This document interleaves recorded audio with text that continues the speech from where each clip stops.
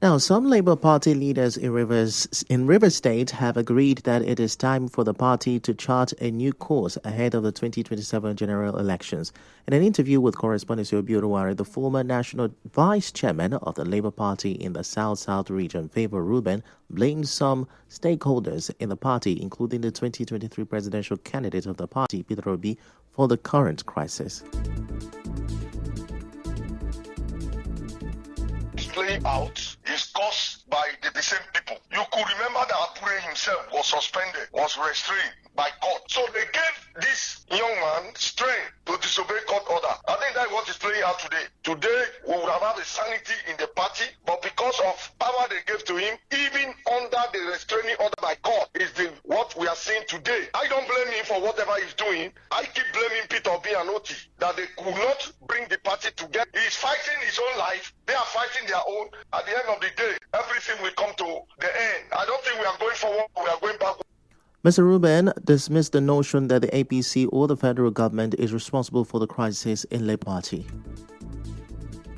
It was not APC. APC did not sponsor Papa. He did not do anything. But because people felt that the Papa was just from Yoruba, and one tribe felt that it was against them. That was the problem, and that's the problem we have in Labour Party. It's not the problem of APC. If our leader, Peter Obi and Oti, want to fix the problem of Labour Party today, Labour Party problem will be fixed today. It will be fixed. Personally told him what they should do, that this problem will end, but they are not prepared to do that. Personally, I think they are just helping the APC to destroy the party and not the other way around. On his part, the former spokesperson of the Labour Party in the state, Gogo Wellington, said the Abure-led party no longer has the constitutional powers to suspend any members of the party following the Supreme Court judgment that voided his emergence as national chairman. Julius Abure, as it stands right now, is in no position to suspend any member of Labour Party because the only lifeline he held on to keep parading himself as the chairman of Labour Party has been knocked down by the Supreme Court judgment, which steps down the appeal court ruling. Julius Abure himself has been suspended by the Nenadi Usman-led caretaker committee. So whatever action he is perceived to have taken is totally just a show of shame. Wellington also said the Abure-led faction cannot claim to be overseeing the party because most of the ranking stakeholders are opposed to his leadership. Abure does not have any large followership. You know very well that the person of our leader, the leader of the Labour Party, His Excellency Peter Obi, is strongly behind the Nenadi Usman caretaker committee. The governor of Abia State, Dr. Alex Oti, strongly behind the caretaker committee. Ranking senators like Senator Riti Kingibe and the rest of them are all strongly behind the Nenadi Usman-led caretaker committee. So who then is left with Julius Abure? Abure is just a noisemaker. He knows that his only meal ticket has been taken from him, so it's only normal for him to kick. Recall that on Wednesday, the caretaker committee of the Labour Party, led by Senator Nenadi Usman, launched an investigation into Julius Abure over allegations of misconduct, including corruption, misappropriation of party funds, and anti-party activities, while a faction of the Labour Party led by Julius Abure claimed to have suspended Alex Oti, governor of Abia State, and FCT Senator Ireti Kingibe indefinitely. Meanwhile, the Independent National Electoral Commission (INEC) has clarified that it has not officially recognized any individual as a Labour Party chairman, dismissing recent media reports as false and misleading. INEC explained that the names on its website, including Julius Abure's, were uploaded based on previous court orders unrelated to the latest Supreme Court judgment. Following this clarification, Abia State Governor Alex Oti called for Abure's arrest, accusing him of impersonation and violating the Apex Court's ruling, which ousted him as Labour Party national chairman. Oti described Abure's move to suspend him as a desperate act and urged law enforcement and INEC to uphold judicial authority. The Supreme Court had affirmed Senator Nenadi Usman as head of the party's caretaker committee, and INEC has stated it is still studying the ruling's implications. The All Progressives Grand Alliance, APGA, has officially adopted President Bola Tinubu as its candidate for the 2027 presidential election. Anambra State Governor Charles Soludo made the announcement at Alese Kweme Square in Oka during the president's working visit to the state.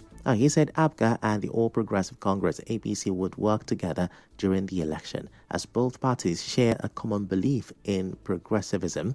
Now, earlier, President Bola Tinubu was conferred with a chieftaincy title by all the royal fathers from the 179 communities of Anambra State.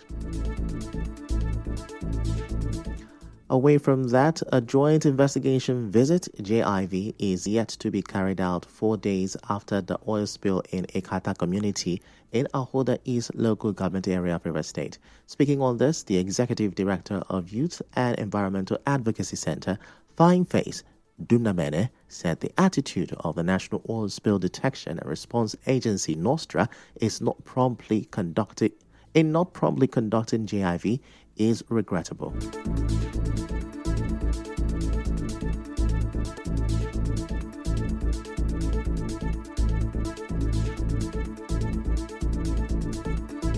Today, because of my child, that they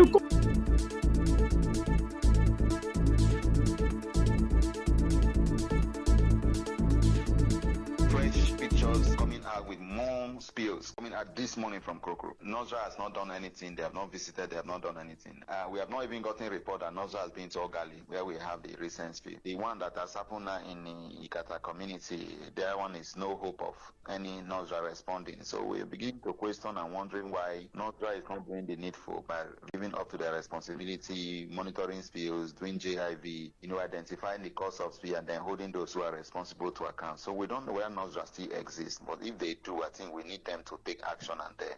Dr. Dumnamene called on NOSTRA to speak up about their challenges to attract help from the government. Let me say capacity on the part of NOSRA, agree on taking action to those sites, capacity in terms of funds moving to the site, and capacity in terms of really being able to hold the people that are responsible to account when they are able to carry out the JIV. Several things are wrong with the way NOSRA is. NOSRA needs to be rejuvenated. The South office is very critical to respond to inquiries and take action when there is spill. But you also recall that it's getting 2 years now since there was OSP in the Tehu community in Elemental government area. It did. NOSRA has not carried out any joint investigation visit. In a related development, Bodo community in Gokana local government area of Rivers State has instituted another case against Shell for allegedly failing to comply with the judgment on several spills in the area. An indigene, Lazarus Tamana, spoke to our correspondent on this from the courtroom in London. we are in court today because Shell refused to honor the agreement signed with the Bodo community after winning the case against them on the 20th of June 2014. We agreed that 4 things will be done: Shell to pay compensation, clean up the environment, remediate the environment, and finally restore the environment. Shell have refused to do the cleanup as expected over 4 years, and we have just discovered that it's only 7% of the oil spilled in 2008 that has been removed. In another development, a bill seeking to address issues like oil spills, climate change adaptation, flooding, and building collapse, among others, has passed its second reading in the House of Representatives.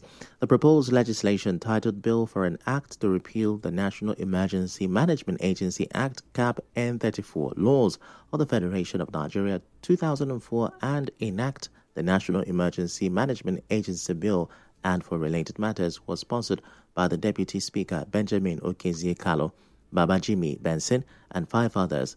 Leading the debate on the general principles of the bill, one of the co-sponsors, Amobi Oga, said while the NEMA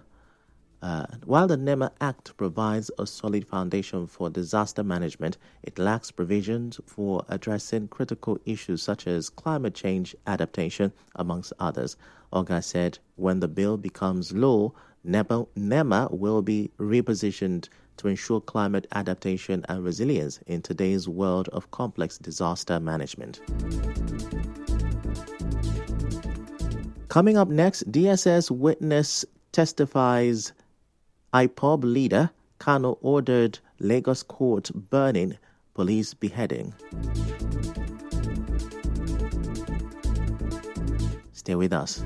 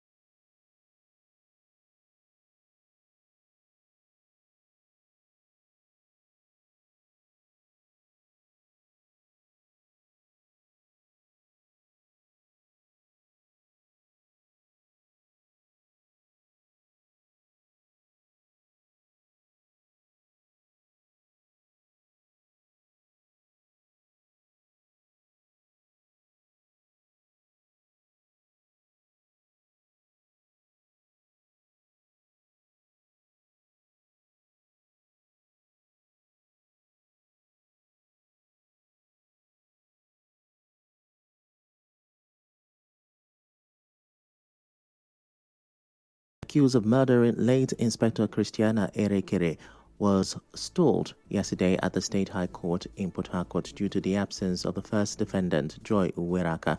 Correspondent Emekotoka reports that Joy Uweraka was scheduled to open her defense, but when the matter was called, her lawyer, through oral application, informed the court his client was rushed to the River State Teaching Hospital for surgery, which was not opposed by the prosecution led by Celestine Dixon of the Nigeria Police. As you may know, late Inspector Christiana Erekere was allegedly killed on April 25, 2023, during a stop-and-search operation by the suspect at Taba Police Division in Kana local government area. The suspects were said to be traveling from Delta to Akwa Ibom for a traditional marriage. The trial judge, Justice Augusta Chukwu, adjourned the case to May 19, 2025 for defense. And now the Department of State Services on Thursday accused the detained leader of the separatist indigenous people of Biafra, Nnamdi Kanu, of masterminding a string of violent attacks across the country, including the burning of a Lagos court and the beheading of police officers. Testifying before the Federal High Court in Abuja, the second prosecution witness, codenamed BBB, alleged that Kanu's inflammatory broadcast on the unlicensed Radio Biafra directly incited violence, including the killing of security personnel and the destruction of public property. The witness said Kanu ordered the burning of a Lagos High Court and government buses and also called for the beheading of police and army officers. The witness also said his investigation revealed that Kanu personally founded both IPOB and its paramilitary wing, the Eastern Security Network, and used Radio Biafra to call for violence by any means necessary, including war, in pursuit of Biafra's secession.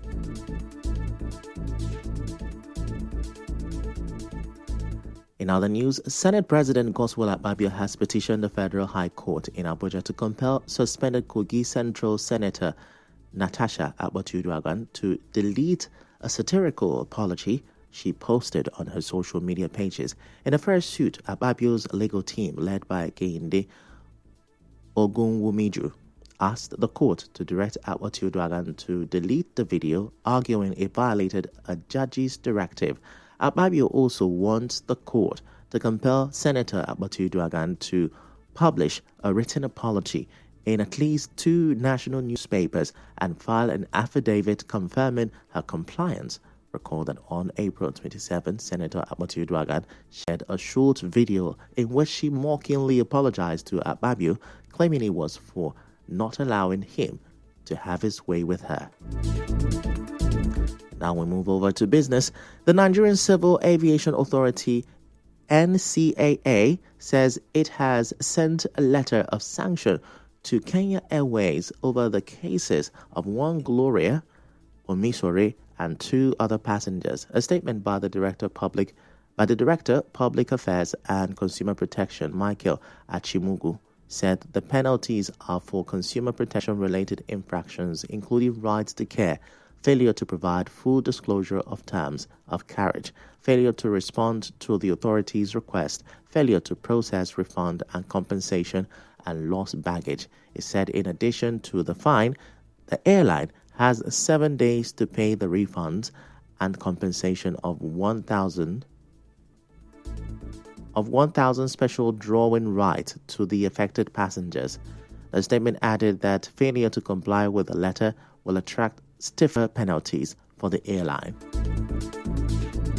In entertainment, Mavin Records Golden Girl Ira Star scored an impressive 3 nominations, bagging nods for Best Female R&B Pop Artist, Best New Artist, and Best International Act in the 2025 BET Awards.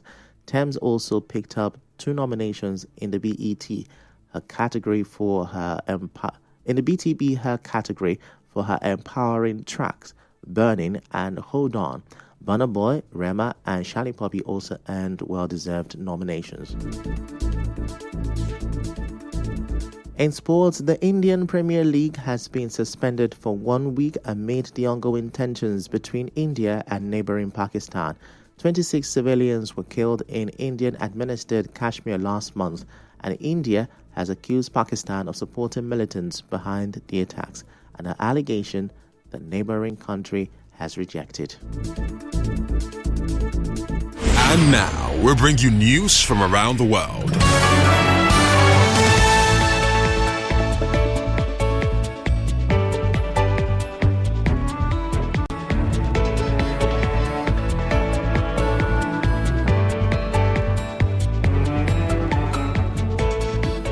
Russian President Vladimir Putin has led his country's Victory Day commemorations with a parade in Red Square and heightened security after days of Ukrainian strikes targeting the capital.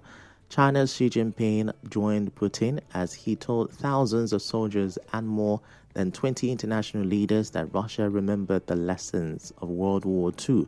Putin used his speech to tie the war to today's full-scale invasion of Ukraine and said all of Russia was behind what he called the special military operation, now well into its 4th year. For the first time, a column of trucks carrying various combat drones took part in the Victory Day parade, apparently because of their wide-scale use in Ukraine.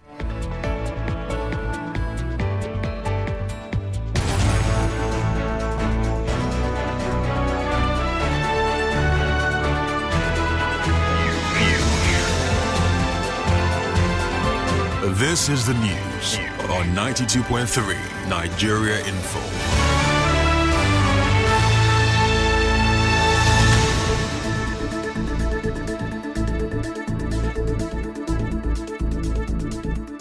That's a wrap on the news this afternoon. Before we go, let's have a look at the major stories.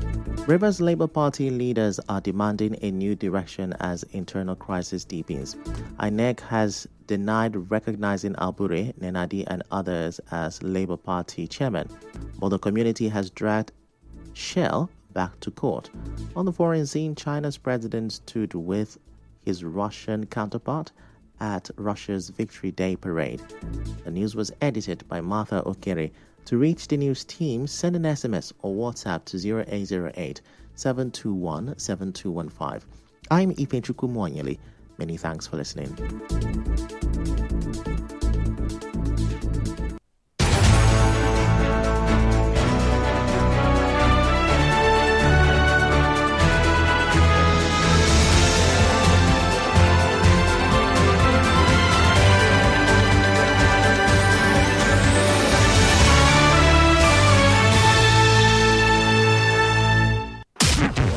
It's all talk and more talk on Nigerians' #1 talk station.